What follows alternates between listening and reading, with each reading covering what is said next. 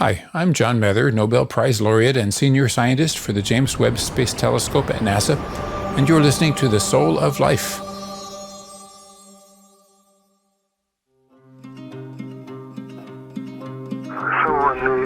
Len Bias needs help. Well, it doesn't matter what his name is. What's the problem? He's not breathing right. He was changing the game.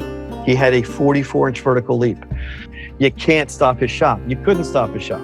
Jordan trying to stop him. There's this signature play of he steals an inbounds pass, gets it, reverse dunk. The Celtics draft him. Expectations abound. Of course, fantasize is all we were left with.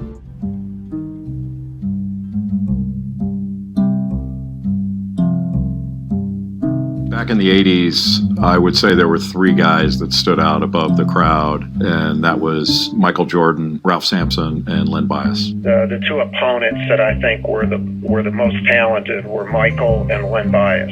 Today on The Soul of Life, I speak to Dave Ungrady, author of Born Ready, The Mixed Legacy of Len Bias. Len's going to be inducted into the National Collegiate Basketball Hall of Fame in the end of November. Dave Ungrady has been a man on a mission to tell the story of University of Maryland basketball star Len Bias, who died of a cocaine overdose 2 days after he was drafted to the Boston Celtics in June 1986. When I speak to teenagers, and primarily teenagers and young adults, about lessons learned from Len Bias's legacy, which is what that's about, focusing on decision-making, I'm trying to coach them on the best way to make effective decisions. For a long time, leadership within University of Maryland athletics and some of the larger basketball world looked at Len Bias's death simply as a story of tragedy and wanted to move on. But Ungrady has long sought to tell the story of Bias's legacy as a player and as a lesson for young athletes today. I also approached this story as a former athlete. I was able to get a track scholarship at Maryland, was the captain of the track team there in 1980. I never reached the level that Len Bias did. Few people have. Dave has advocated for years for Bias to receive posthumous accolades. Basically, if you bring embarrassment to the university, you cannot be inducted into the Hall of Fame. He plans to release a new documentary and podcast series to coincide with Bias being inducted into the NCAA Hall of Fame this fall. We talk about the comparisons between Bias and Michael Jordan. Reebok wanted to make Len Bias the Michael Jordan of Nike. They said he was the guy, Reebok. He was the guy they were going after. But these are merely what-ifs. The reality of the Len Bias story is much harder. He gets back to his dorm and he says, let's party. At that time, I was in my mid-20s. I was a young adult. You go to a party, and I went to a lot. You have beer, cocaine. It was considered the same thing. We discuss former U.S. drug czar Robert DuPont's statement that Len Bias's overdose from cocaine was the single most important date in U.S. history of drug abuse, next to the founding of AA. Len's death changed how people were penalized for using drugs. It changed people wanting to use cocaine because now it saw that it could kill them. Bias also became a word used by journalists to describe the even bigger story unfolding beneath the Len Bias personal tragedy. Bias, as in racial bias, that became law when just months after Len's death, Congress enacted harsh mandatory minimum sentences for possession of crack with paltry sentencing for possession of cocaine. Talk about systemic racism, that's evident there. Who was using the crack cocaine? Primarily young black men and women. Welcome to The Soul of Life. I'm Keith Miller. This is episode 17 of season 3, The Legacy of Len Bias.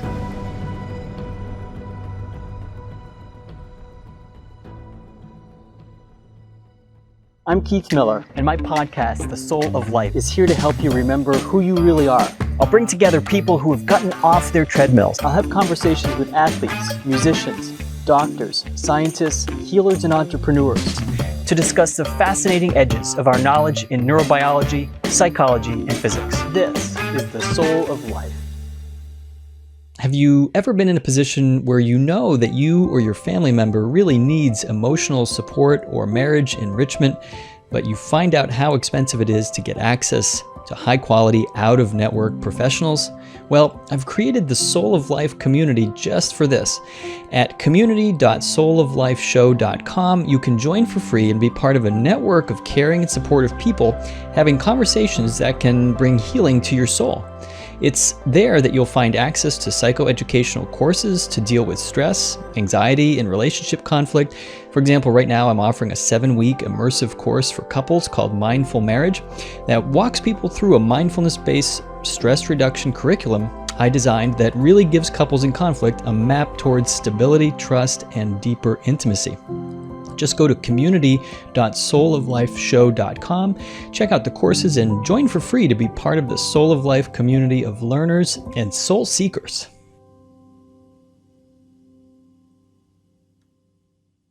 Dave Ungrady is a journalist, coach, public speaker, and educator. Today, Dave is joining me on the Soul of Life to speak about the role he has played in telling the story, perhaps more passionately than any other, about the tragic death of rising NBA star Len Bias in 1983 from a cocaine overdose. Dave's 2011 book, Born Ready: The Mixed Legacy of Len Bias, provides the backdrop to his public education campaign to use the Len Bias story to teach powerful lessons about the choices and decision-making that faces all young people, not just athletes. Today, we'll dive into the legacy of Len Bias and what it can teach us about athletics and also even criminal justice reform. Talk more about Dave's upcoming narrative podcast and a documentary devoted to the Len Bias story slated for release later this year. Dave, how are you? Nice to see you today. Keith, I'm doing well, and good to see you, and thanks for this opportunity. Yeah, you're welcome. I'm excited to speak with you. As I shared with you, I guess it's in June 18th, June 19th. That's the anniversary of Len Bias, and as that anniversary comes up, each year the media picks up stories inevitably on round numbers, it seems, of that anniversary. And so there was a story run in the Washington Post, and that's how I was introduced to your passion for teaching and also sports. It seems like you've had this lifelong passion. I'm curious if you can speak to that, where you started. You were captain of the University of Maryland track team where Len Bias attended. You played basketball, and also you're recognized for your soccer coaching and also your career as a player. When I speak to teenagers, and primarily teenagers and young adults, about lessons learned from Len Bias's legacy, which is what that's about, focusing on decision making, I'm trying to coach them on the best way to make effective decisions. And that sort of brings us back to what we're doing with the 34+1 campaign and the podcast series. The 34+1 campaign started 34 years from Len's death on June 18th. I don't like to call it an anniversary, although an anniversary can be considered a celebration. This is not a celebration. It's more of a recognition of his death. And I do it for a couple of reasons. It complements the journalistic mission I'm on and the projects of having written the book and what we're doing from there. It recognizes his story, which is important to tell. A lot of people like to get people I've interviewed for the book and the podcast series, they don't want to revisit it. And I understand that. It's a lot to talk about, right? There's it's a lot to bring up. There really is. People still struggle to relive it. It's important to talk about it. And I think it's important that you're doing this work. It sounds like, so I would just want people to know sports and your passion for sports is out there. It's part of your life, and you're doing it as a coach. And so when you come to this story, you're not just a bystander. I mean, we're all bystanders in a way, but you're really engaging with the story in a very personal way. It sounds like. Can you talk about the perspective for people who don't know the Len Bias story? I was 6 years old when Len Bias died, and I still remember like that period of time. It's like because I was a big basketball fan growing up in Massachusetts, of course. That was the story. Can you take us through, just for the person that doesn't know, like why was there so much whiplash and tragedy and disappointment about Len Bias's death? I will get to that momentarily, but to put in full context, my part of my interest in this story, we talked about my coaching, but my athletic background, I was a 3-sport athlete in high school and all state in 2 sports. And as I mentioned, I was able to get a track scholarship at Maryland, was the captain of the track team there in 1980, all conference. Soccer didn't work out as well, but that's okay. So I also approached this story as a former athlete. I never reached the level that Len Bias did. Few people have.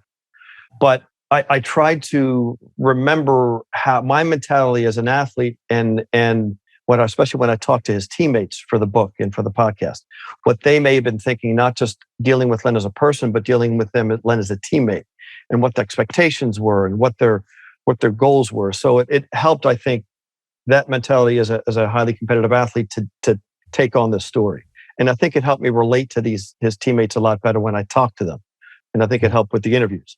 So the Len Bias story pretty much starts on a national level his sophomore year in college.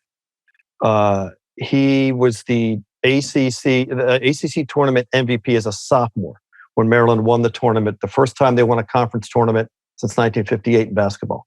It's a big deal. Very big deal. ACC, And highly competitive. very, very competitive, very much so. They won it in 1958 when the ACC conference had just started.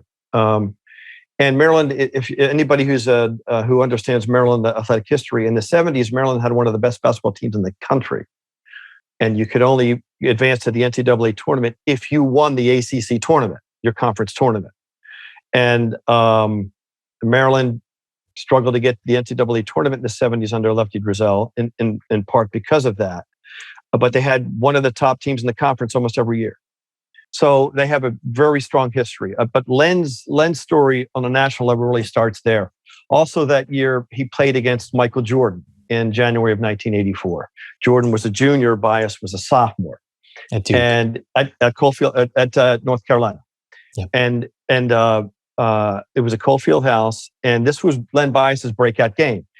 You can go on YouTube and watch the full game, or at least there's at least a 10-minute highlight of this. Fun to watch the two of them in that one photograph that captures Len Bias going up against Jordan. And that's a very symbolic photo because he's got his hands so high up. And Perfect he's form. 2 feet off the ground, about 2 feet off. You can't stop his shot. You couldn't stop his shot. So that's very symbolic of his skills and Jordan trying to stop him. It's also symbolic of that game because Bias had 24 in that game and Jordan had 21. Now, one game doesn't make a player better than the other. Carolina was number one in the country. They come in that game and they won that game. But that sort of put Len Bias on the national map.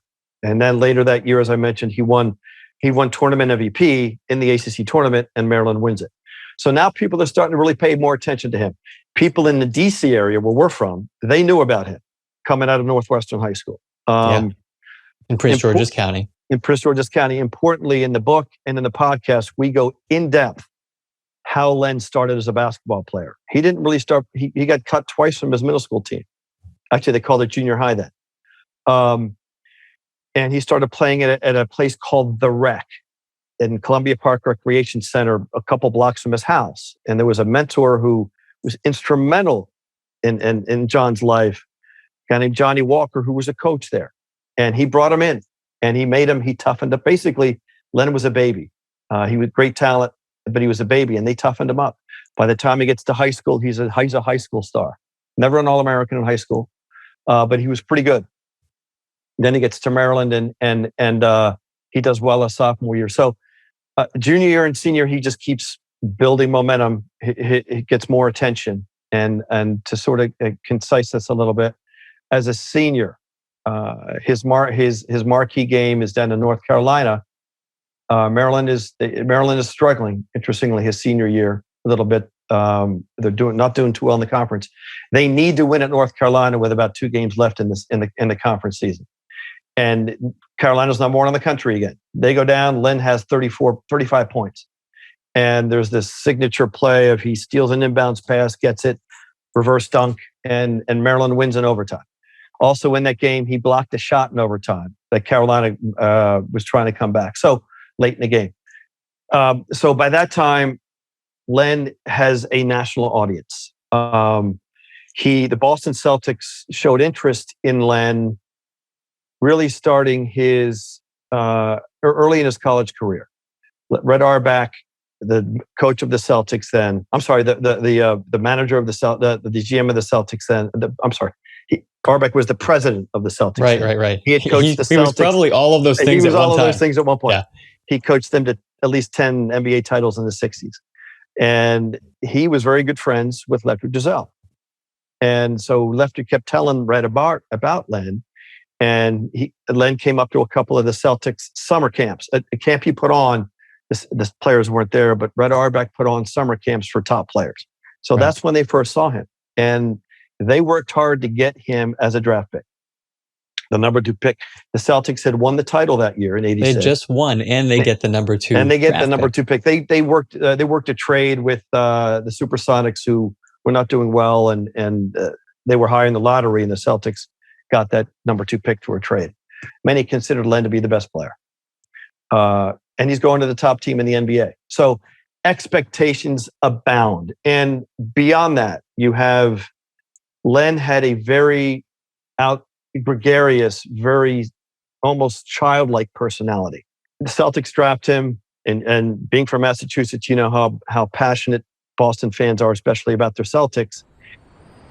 Please take the time now to subscribe to The Soul of Life wherever you're listening. Give it a thumbs up or write a positive review. He was changing the game. He had a 44-inch vertical leap. He was changing the game this way. If you compare him to Jordan, Jordan was more of a glider. Len was a leaper, 6'8", 220 pounds, 5% body fat. You didn't see too many athletes built like that. And this is at the time when Bird and Magic are a thing, but we're looking for the next thing, right? Jordan obviously emerges to become the thing, and arguably without a rival. A lot of people said that Len would have been the Magic Johnson to Larry Bird for Jordan. There was a lot of discussion about that, and I think rightfully so. By the time Len would have played for the Celtics, Michael was just starting to get his game going in the NBA. And the other issue is that, was it Reggie Lewis? Did Reggie Lewis die before Len or after? I'm trying to remember the history there, because Reggie Lewis... In the early 90s. He was drafted the year after Len died. He was drafted the following year. And so he played for the Celtics for at least 4 or 5 years. And he died of a natural heart condition. Correct. Dropped dead, I think, at Brandeis University. So that was also sort of that they were like the what ifs abound about the comparisons of what could have happened. So take us through the night of the draft, the day after. Len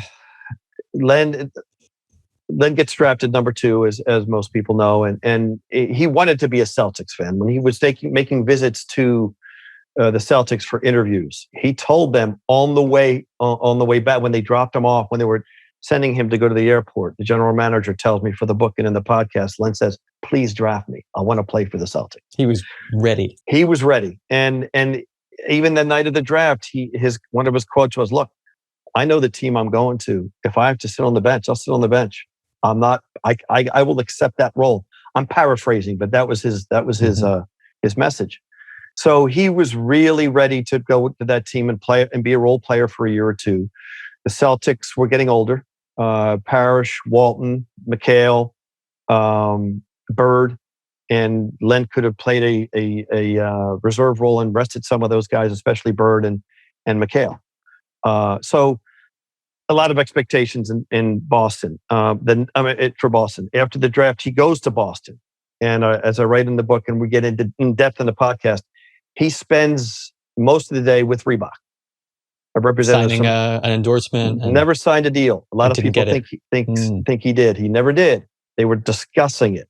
I see. But importantly, we talked to the rep a marketing associate who spent the day with Len, and her role was to take Len wherever he needed to go. So a lot of insight there. They wanted to make him. Interestingly, Jordan just signed his contract with Nike in March of '86. And it was in March of '85, I think. Just soon, not too far ahead of when Len was drafted in the NBA. And so Reebok wanted to make Len Bias the Michael Jordan of Nike. Jordan hadn't taken Nike to that level yet. So we could have had a different history with shoes. Could have had a different history with shoes. Correct. Wow. And they said he was the guy, Reebok. He was the guy they were going after. He spent a day with Reebok, and he came back. He came back late to later than expected. He missed He missed one appointment. An appearance he was supposed to make in Maryland, and gets back 9:30, and he stops by at home, and the Reebok rep tells me a couple times in the interview, And when she was talking to Len made it a point. I want to go see my mom. I miss my mom. He goes home. His mom's not there. So he never saw his mom before he died. Right. Yeah. He immediately goes, he stays at home for a little bit, talks to his family. Then he hooks up with some friends. He picks up some liquor. I'm gonna condense this part. He picks up some liquor. He goes to he was actually taking summer classes because he dropped a lot of classes in last semester. He was flunking. He flunked most of them, if not all of them. So he did want to graduate. And we get into that in the book and the podcast. He gets back to his dorm and he says, let's party. And they bring cocaine. Yep. And this goes on for 3 or 4 hours. And at about 6:30, he has a seizure.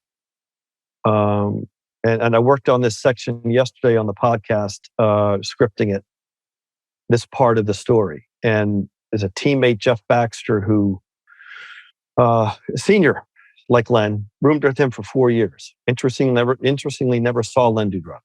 He had a history of drug use. He did. So that is confirmed that he did use drugs before that night, because a lot of people speculate maybe it's his first time. And no, in the trial for Brian Tribble, who was with Len when he died, the only player who was with him, non-player, who was with him when he died, he was the only one brought up on charges. Brian did 10 years? No, not for that. Not for that. Later, yeah. That's another part of the story. Okay. He, during his trial, the other two players in the room with Len when he died were teammates. They were teammates. One testified that Len introduced him to cocaine, Terry Long, about 18 months prior to that. So they had used cocaine. Okay.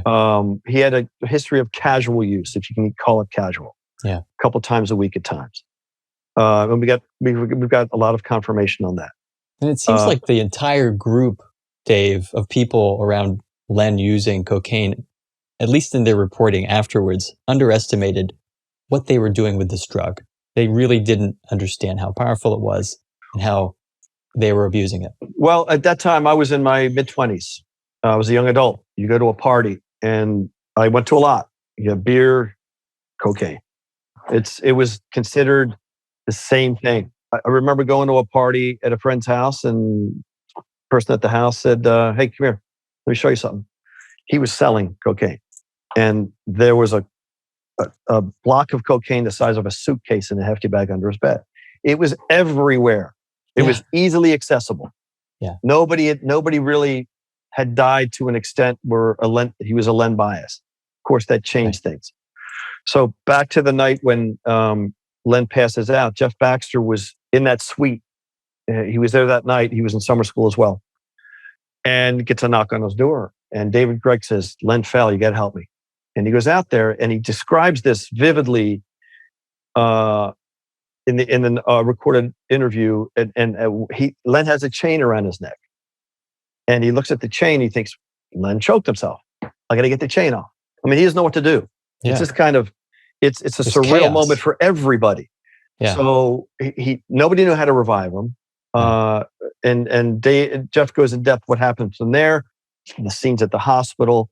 He dies at just before 9 a.m. And then there is chaos everywhere. A lot of places. There's chaos, and then challenging situations that no one wants to go through in College Park. Yeah. Eventually, the nation. The scrutiny that came under the coach of Maryland, he resigned within a few months, I believe. He was sort of, he did, but he was pushed out. Okay. Yeah. It was his choice, but they encouraged him. The level of finger pointing that went on towards other players, obviously the trial of Brian Tribble and other teammates. Let's zoom out for a minute, Dave. How does the Bias story and his death compare to other athletes? Notably, I mean, there's many athletes that died tragically. Kobe Bryant, Payne Stewart, 2 aviation deaths, the golfer Payne Stewart, Pat Tillman, NFL, killed in service to his country. What's the difference here? The main difference is Len's death was self-inflicted. That doesn't belittle what happened to them.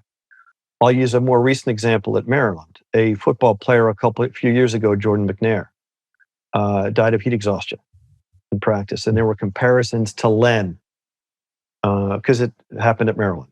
And the big difference is it wasn't self-inflicted. Now, should Jordan have maybe consumed more water before he went out to practice? We don't know that. But Len's death clearly was reckless. Yeah. Payne Stewart died, if I remember, in a plane crash. Kobe Bryant died, if I remember, of course, in a helicopter crash. Was the pilot reckless? Perhaps. Kobe wasn't. Pat Tillman is, in a sense, the closest to Len's death because he decided, and it was a brave move. I mean, talk about a patriot. That's a patriot. Gives up a prominent NFL career to fight for his country because he thought it was the right thing to do. Not many people would do that. It's very selfless. So is that self-inflicted? No, but it's part of his decision-making went into that. Yeah. He put himself in a position for that possibly to happen. The others, no. And to my knowledge, the legacy of their deaths don't compare to Len's legacy. Len's story, unfortunately, is more how his death affected things. And people tend to forget how great a player he was. When you hear Len Bias, especially even part your generation, my generation, we were adults and knew what was happening when it happened. The current generation, they hear Len Bias, yeah, he was a basketball player, died of drugs, yeah. But they know of him, they don't know about him. And I think Len's legacy is more profound than any of theirs for how it affected the nation, still does today, and may for a long time. Right. And there's a confluence of stories here going on because you have this political firestorm that's arguably would have ignited even if Len hadn't died around lawmakers, admittedly most of them white, especially at that point in the 80s, trying to, wringing their hands. You have Nancy Reagan, the war on drugs, Reagan, I think 4 months after this, I think you go into depth about, maybe you can talk about this, Tip O'Neill, and there's another important figure, the person who really authored the crime bill. Eric Sterling, who lives not far from you, actually. Yeah. And these people, at least Eric Sterling, it sounds like, comes out and says, I am sorry. We blew it. Mm-hmm. With this war on drugs. And so you have this, ironically, I was a social worker in the city in the early 2000s. And even at that point, we're still dealing with the legacy of crack cocaine flooding the streets. Heroin, later became the big thing. But you have lawmakers in all these cities saying, what can we do? And then the Len Bias death. Arguably, if you look at this from a really cynical point of view, impacts a white person's budget, the NBA, right? It's also a white league, arguably, as far as the ownership. And then all of a sudden now we have to do something about the drug problem. What are we going to do? We're going to make mandatory minimum sentences. And that's what comes out of this war on drugs, which we're still dealing with today. Can you speak about this a little bit? Let me ask you about the impact that the 30 for 30, ESPN's documentary series had on you and your decision to write the story. What was that impact? The documentary came out in 2009, produced by a local producer, Kirk Frazier, one of the original 30 for 30 productions from ESPN. And I didn't see I saw the documentary shortly after it came out. And I had written 2 previous books about athletics at Maryland, one about the complete history, and then one Legends of Maryland basketball. So the 30 for 30 was sort of a catalyst to make me think what's been done in print book form about Len's legacy. There was one book written in the late 80s about the immediate aftermath and focused on Len Lefty and the chancellor at Maryland at the time, Chancellor Slaughter. So then I got to it, and it was hard. Certainly the most challenging journalism project I've ever done. You're sort of pulling teeth. It was worse than that, I think. You put your head down and you just get it done. And that's the approach I tried to take for the book. What do you think people are afraid of? What do you think you were really dealing with in terms of this struggle to get people to speak about this? What do you imagine? I think a couple things. It's just so hard to relive because it affected so many people on a personal level so profoundly. And I think some of them want to protect his legacy. They don't want to talk about the drugs. One of the more interesting parts about working on this project is almost to a man of his teammates I talked to, they say they never saw Len do drugs, which maybe that's the case. Only one player I talked to confirmed that he was comfortable knowing that Len had done drugs. And he wasn't Phil Nevin. He wasn't a prominent player, but he was on the team. So for those two reasons, and it's the family's a prime example. They wouldn't talk to me. I mean, I've never been given a reason. We tried many times, many efforts to reach out to the family, and it's unfortunate, but I understand. And they have spoken extensively. They were interviewed on the 30 for 30. She's a public speaker. That's the part I struggle with. Now, I know people were paid to be in that documentary. We don't pay anybody. Yeah. It's interesting. There was another podcast that came out earlier this year about Len's legacy, produced by The Ringer. And Miss Bias talked to them. I'm not criticizing her. She can do whatever she wants. And who can relate to what she's been through? It's really her story. Well, I'll differ in a little bit. She's a big part of the story. But Len was an adult at the time. If Len was a minor, I would take a much different approach to this. He was an adult, 22. He made his own decision. And that's why, people have asked me, why don't you think more about how it affects her? I do. But it's been reported extensively already. Len was an adult. I know how important this story can be to help people. We take it to the next level and we talk about the Born Ready Project, how you can help people from this. That wasn't my intent initially. Yeah. But after I wrote the book and people said, so you wrote this book, what are you going to do with it? So how are you going to help people? So this is what we've done. So I understand their perspective. But it's been a challenge. There's a quote from the former U.S. drug czar Robert DuPont in the 30 for 30 and other reporting that he said that Len Bias's, and I'm astounded by this, he said Len Bias's death was the single most important date in U.S. history related to drug use since the founding of Alcoholics Anonymous. Can you explain that? When I heard that, it blew me away. It's an interview we did with him for the book and the documentary. I don't know if I can add much to that. It's so profound, specifically. As I understand Alcoholics Anonymous, it changed how people lived with the disease, and they could live with the disease.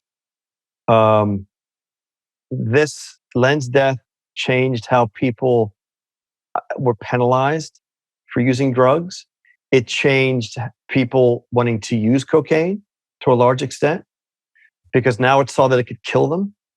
That's my sense of the only thing he could be really speaking to is that it provided a redemption story for people. Yep. Yes, a redemption story in a way. I'm going to stop. I saw what it did to Len. Let me save myself. Yeah. And maybe other people would convince those who had cocaine problems. Let me see if I can save that person because Len died from it. Where do you think we stand now with criminal justice reform? What's your sense of that?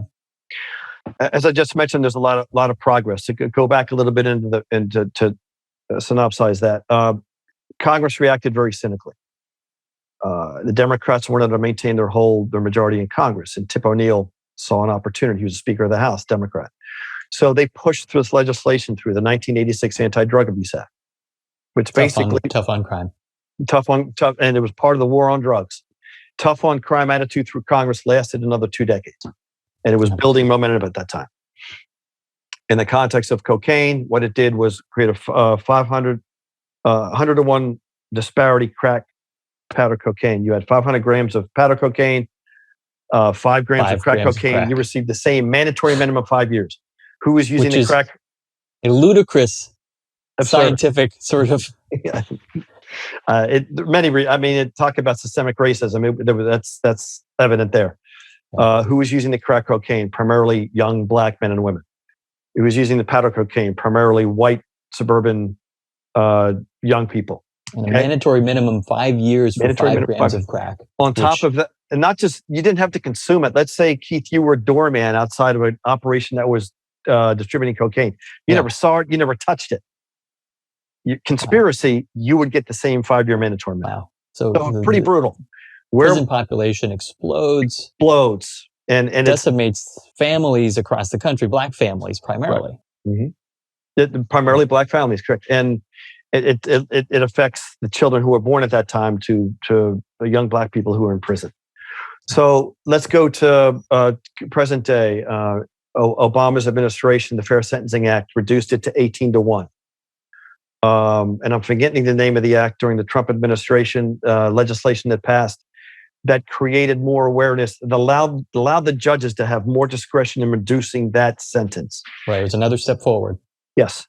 To present day, about a month ago, the Senate Judiciary Committee had a big hearing where they're going to push forward legislation to level that mandatory minimum. I think it's the Fair Act, Safe Act or the Fair Act. I'm forgetting what it's called.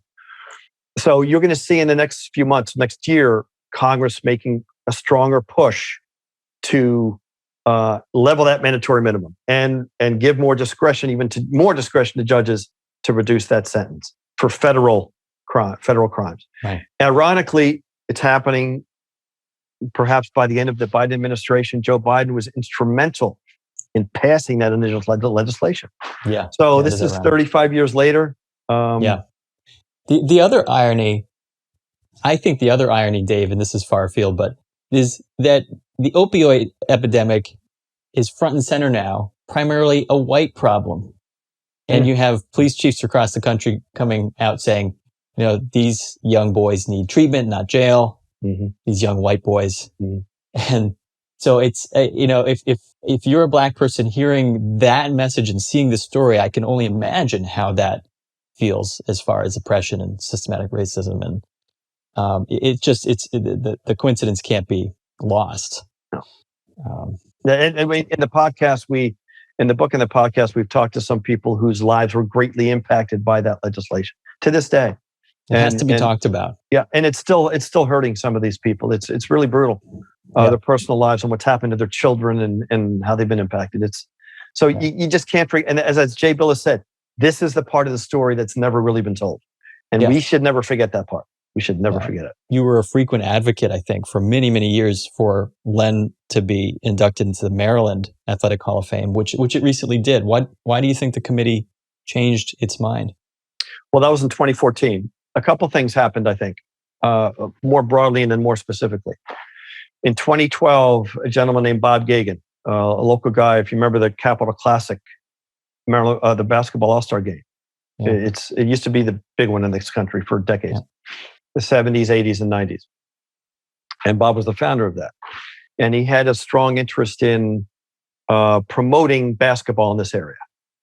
And he used to have a Washington D.C. Metropolitan Basketball Hall of Fame. I think he still has it occasionally.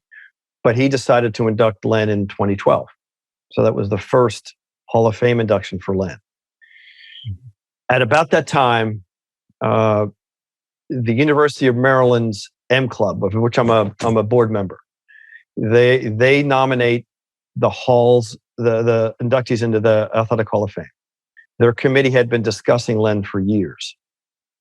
There were people on the committee who were very reluctant, and I'm not going to reveal a big name because we're going to let it come out in the podcast, who people will know in Maryland athletics who was on that committee. They were from the old guard, they called them, people back who were either played athletics or were in the athletic department back in the 60s, even back as far back as the 50s, all the way through the 60s, the 70s, and 80s. And then they remember what it did to the university.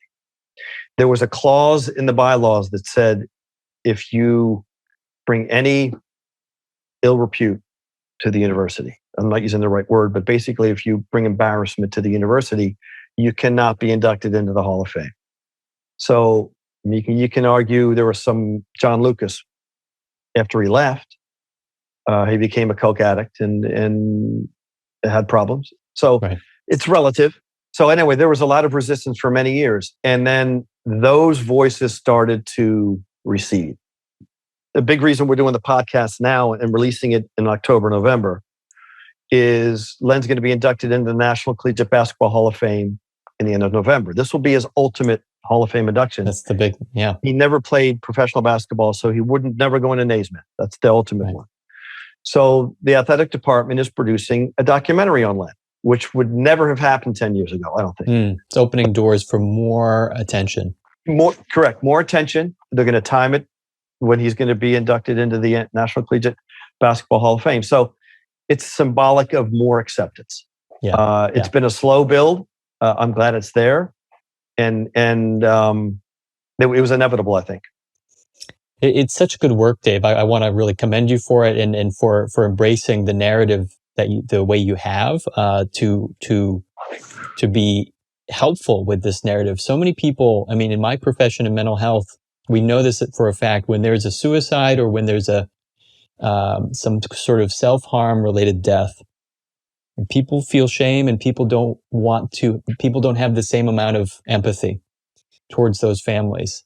And in fact, those are the things that actually we need to talk more about. Those are the things that are the most human about us: addictions and emotional pain and everything. And so the fact that you're doing this, how have young kids reacted to this story when you go in to teach? You're a high school teacher, so you know how to speak to kids. What's their reaction? How is this helpful, or how does it land? They ask a lot of questions. I don't know if it's life-changing for them, but they ask a lot of questions. The larger groups that I have talked to, and I haven't done a lot of speaking in the last 7 or 8 years because I transitioned to become a teacher 6 years ago, and I've been focusing on that. Yeah. This 34+1 campaign, the tail end is get back out there again and start telling the story again. So I think we're a year or two away from that. Yeah. But there's curiosity. Most people that I talk to now, and I work in the public school system, most kids never heard of Len Bias. But when you say, hey, he was good. When you mention the comparison to Michael Jordan, oh, there's a little interest. Yeah.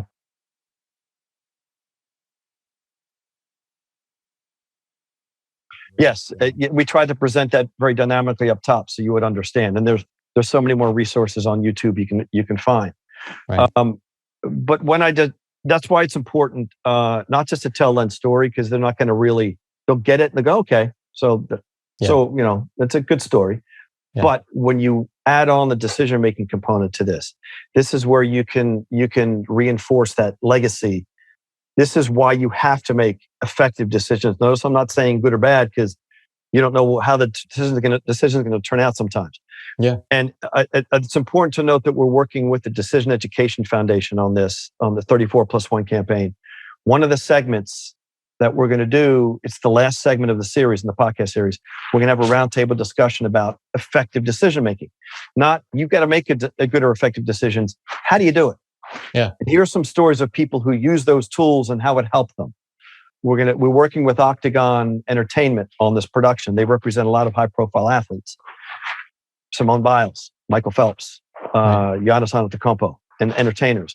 We're going to try to get some of their personalities to come in and talk about their decisions they made. We'd love to get Phelps or Simone Biles in there. Don't know if we can.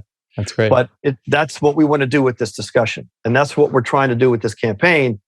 Is it's important to tell his story. It's almost as important, if not more important. What are we using that story for to teach people how to improve their lives, life skills, make them better people? Anything else you want people to know about? Maybe tell people where they can find you and when the podcast and the documentary is being released? Sure. Go to gogradymedia.com, and you can find all our social media platforms there as well. And we have information about the podcast series. And ultimately, we want to do a documentary with Octagon focusing on the social justice aspect of Len's story, how it increased prison populations, legislation by Congress increased prison populations because of the war on drugs, mandatory minimums, which we referred to before. Just to add on to that, if you remember from the sizzle reel, Jay Billis, who was a prominent ESPN broadcaster and played the same 4 years for Duke when Len was at Maryland, played against Len. He says that's the part of the story that's not really been told. That's the biggest part of the story. Impact on the how Congress reacted and the impact social justice reform, criminal justice reform, which is still continuing today. We're still trying to unravel that. Yeah, and it's moving. They're making progress toward reducing that mandatory minimum, and hopefully that'll happen soon. There's still efforts.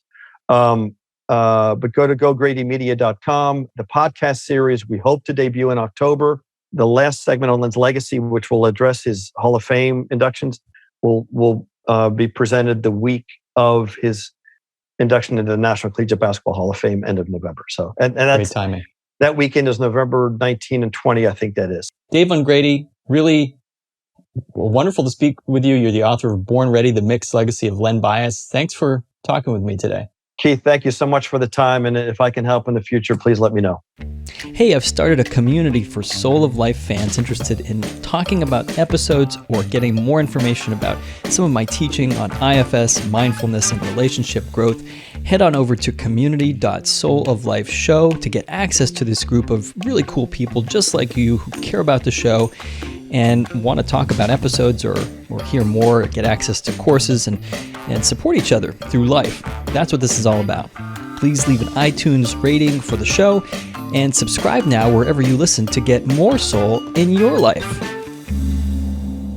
I like it and it's not harsh to my eardrum. All right, I will go.